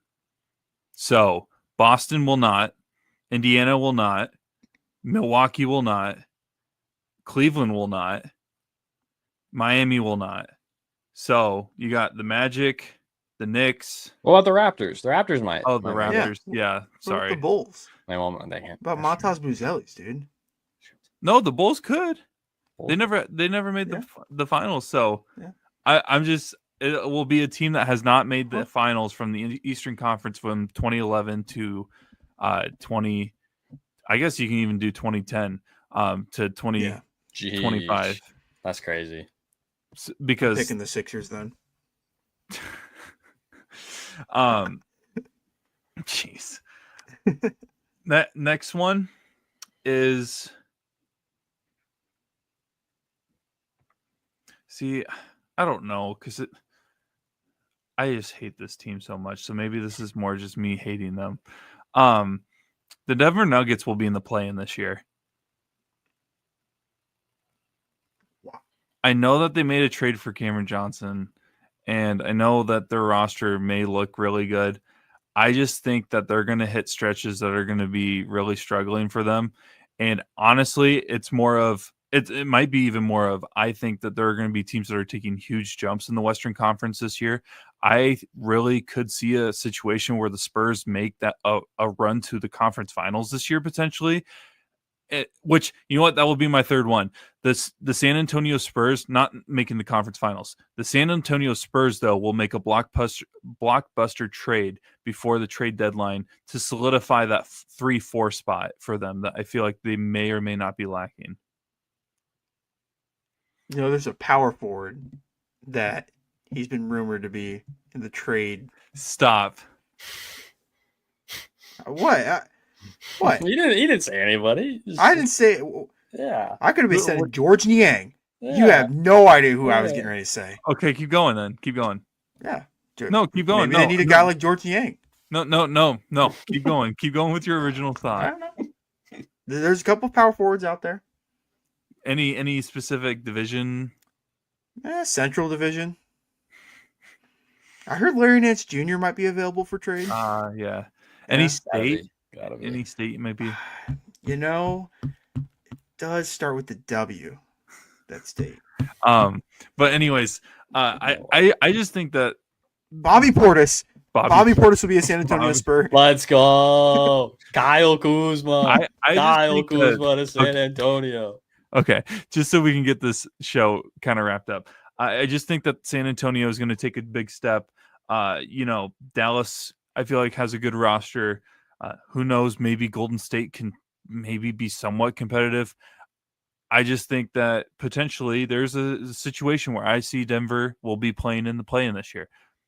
Odds are, just because of who they have on their roster, might not happen. But I think that this is the year that they may make the play-in, or that they will be playing in the play-in. Don't know which game, but they will be playing in the play-in. So that the Spurs will make a blockbuster trade for a 3-4 position to solidify their future. I didn't specify anybody specifically. Probably want George Niang, and then or Kevin Love. Someone also Utah Jazz. The team representing the Eastern Conference will not be a team that has represented the Eastern Conference in the NBA Finals between 2010 and 2025. All right, real quick before we sign off here, we're going to give our conference finals predictions. I know we want to give our analysis, and we can as the season kind of goes on, but we'll keep it quick and short and sweet. So we'll start with Hunter. Let's start with you for conference. Don't worry. I think I took the least amount of notes here. This is also going to be awkward, especially what we just left off on. And my opinions also on this team. So I'll start in the West, since that's what we started with the night off with. I'm actually going with the Rockets. I'm really high on them. I actually have the Nuggets. I have my Nuggets Rockets in the Western Conference Finals, and I hate it because I hate the Nuggets. I love Brock's hot take because I really hope it happens, but I just think there's a lot of teams, man. It's going to be yeah. But Dawson, who do you have in the West? Me and Hunter have one team in common. Oh my god! He's going to say Nuggets, aren't you? I have the Denver Nuggets in the conference finals. Goodness. But I have them with the Oklahoma City Thunder in the conference finals. Do I need to say my winner, or can I just leave it at those No, two? not yet. Not yet. Okay. I got Oklahoma City and Houston. I don't want to be that guy that takes those two teams. I just think I that's what I want to see personally. I want to see those two teams matching up in the conference finals.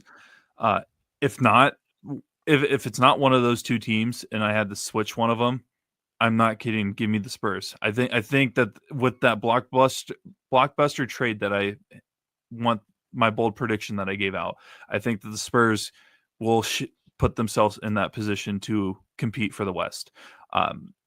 Eastern Conference. Who do you guys got?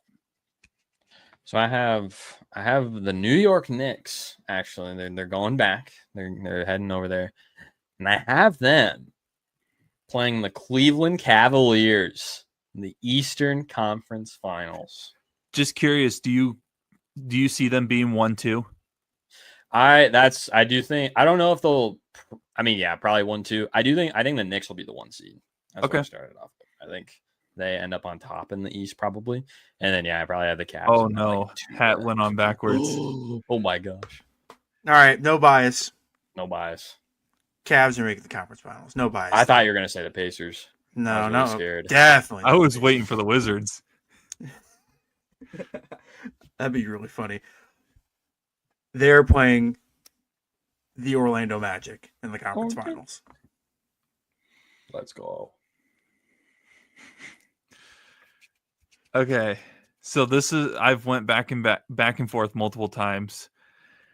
I'm just gonna honestly throw it to the wall and hopefully it sticks kind of situation here with the Eastern Conference. Give me the New York Knicks, and I'm gonna have them as the one seed, and give me the Orlando Magic. Orlando Magic. I just think it's shaping up to be that way, man. It's shaping up. All right. So with that, when you give your finals matchups, please remind everybody who you have in your conference finals as well. You don't have to give how many games because it's way too early to be giving game picks. But who do you guys have in the finals based off of your conference finals predictions? So, out in the West, the battle between the Rockets and the Nuggets, I end up having the Nuggets on top. I can't wait for them to make the play-in game. Finals. Back in there. Now out in the East, between the Knicks and the Cavs, an absolute grueling battle. But I actually have New York returning to the finals for the first time in a hot minute. So I got the Nuggets and the Knicks meeting up in the finals for this year. All right, Nuggets and Cavs for Dawson. Whoa. Hey, he said he was unbiased. You go then. Okay? Go. He said he was unbiased. Unbiased. I turned the hat backwards, dude. I'll put a different hat on. I'm kidding. Yeah, way to spoil my freaking picks. Yeah, I got Nuggets and Cavs. What are you gonna do about it? That's crazy. Fight me. I don't care. I did this twice now. You did. You ruined my Super Bowl pick too. When we did our, Brock's like, "Oh, he's gonna pick Chiefs Packers." I'm like, dude, I didn't realize you actually meant it. Yeah. At this point, I just know what Dawson's gonna predict. I guess, dude. I know how to predict Dawson's predictions better than I know how to predict the own NBA. I guess at this point, that's a talent. I guess, yeah. Dawson, do you open sports books? You should open a sports book. I'd make a lot of money. Dude, I should. I know when certain sports books see my deposit notification, they get a big old grin. I'll give you a chance to predict mine. So I have the Magic and the Knicks, and the Rockets and the Thunder. You're going Knicks Rockets. Jeez. Yeah. Knicks Rockets rematch of the finals from 92? No. That's a Bulls year. 94? 94, yes. Got to remember when the car chase was. 94. Yeah. Got to remember the car chase. I just watched the documentary not too long ago. That's a really good documentary, by the way. It is. All right. So I guess wrap it up. Give us your guys' finals predictions. I'm not going to say anything because I'm going to just ruin it. So I apologize, Dawson, again. But so, Hunter, I'll let you go first. Now between the Nuggets and the Knicks, have a Jokic Finals MVP and the Nuggets win. You don't have to win Finals MVP in the finals. It's grueling. Yeah, Jerry West. But it's gonna happen. It's gonna happen. This is great. I'm cursed with ball knowledge. I'm not gonna say anything. I'm just not gonna say anything. Hunter, you know something? You want to know something really cool? Are you also cursed with ball knowledge? I also have the Nuggets winning the title and Jokic also MVP. Cursed with ball knowledge, man. Yeah. That's tough. Yeah. I hate it so much, but as much as I want the Cavs to pull it out, I don't see it. I think Denver's really, really good. So yeah, Nuggets over the Cavs. Man. Brock has the Rockets winning, so that's. Actually, I don't. I have the Knicks. Oh, I think oh my this. gosh. New York It's up in we- flames. It's weird because if they didn't have the Knicks logo on it, I would be like, if they were the Boston I don't Celtics. well, duh. Yes. Duh. If they were the Toronto Raptors, if they were the Brooklyn Nets, how about that? If they were literally the other New York team, I would be like, Jeez. oh yeah, I would love to see them in the No-brainer. finals. So, like, as much as it will pain me, I think this is the year for that. And I think Mike Brown is an amazing head coach. So, I think that they're going to be able to pull it out. And I feel like this is going to be the year that they realize they don't have to rely on Brunson. Maybe in the clutch moments, I understand that, but like it doesn't have to be solely him. So give me the Knicks to win the finals. So you both got the Nuggets, which is great because then when I make our graphics, I know which one to put at for my like scorching hot take. There you go. There you go. You guys made that easier for me. But you guys have the Nuggets winning. I have the Knicks winning, and I'm assuming you both have Jokic winning Finals MVP. Yeah. No, actually Zeke Naji. He's gonna win Finals Jeez. MVP. Cujo. You ready? This might be a hot take too. Give me Cat to win. Cat for the finals. Finals Jeez, MVP. Big Purr. purr. Big Big purr purr. finals MVP. Yeah, low key, not even a crazy hot take. The Knicks end up winning the finals. I could very easily see Josh Hart winning Finals MVP. I don't even think that's not a hot of a take. No, I don't think. I think anyone on that team. Iguodala. Honestly, it gives me Iguodala vibes, but I can see Okay, it. but like honestly though, that Knicks team screams like an Iguodala type Finals Yep. MVP. Yeah, So that's true. That's true. we'll see. But hour 56, 57 almost. 2-hour special to open the season, baby. Preview Come the on. Got NBA to. season. This first episode in Come like 3 on. months. Yeah. Exactly. It's great. I can't wait. The season's getting ready. A lot more predictions of Dawson's that I can ruin for people as the season goes on. But thanks for tuning in. Make sure to like, subscribe, share, comment, whatever you can do to help support us. Tell someone about our podcast. Tell them to give us a chance or give us a listen. Hunter, Tell also your grandma to subscribe right Yeah, now. Take her Graham phone, Graham. open your YouTube account, type in 515 Sports Podcast. Subscribe. and you can listen to us anywhere, basically anywhere you get podcasts, as well as Facebook. It's live, as well as you can go back and rewatch it, and on YouTube. We Yeah, have you would like to see these beautiful faces. yes, YouTube, and if you Twitter, all that stuff. want to see amazing graphics and content that Dawson and I put together graphics wise, make sure to follow us at 515 Podcasts. And then Hunter will be our like instant reaction guy for if anything The clickbaits. random That's me. goes on. He'll give us a quick 30 to 60 second video of his thoughts and just overall breakdown of anything that would happen. So when the Spurs make that blockbuster trade this year, we'll be able to get Hunter's full breakdown on that. So for Hunter Rhodes and Dawson Livingston, I'm Brock Bierman. We are the Hardwood Convos podcast crew here on the 515 Podcast Network. We will see you guys all probably a week after the opening day of the NBA season. So thank you for tuning in. Make sure to like, subscribe, and help support us however you can. And we'll see you next time.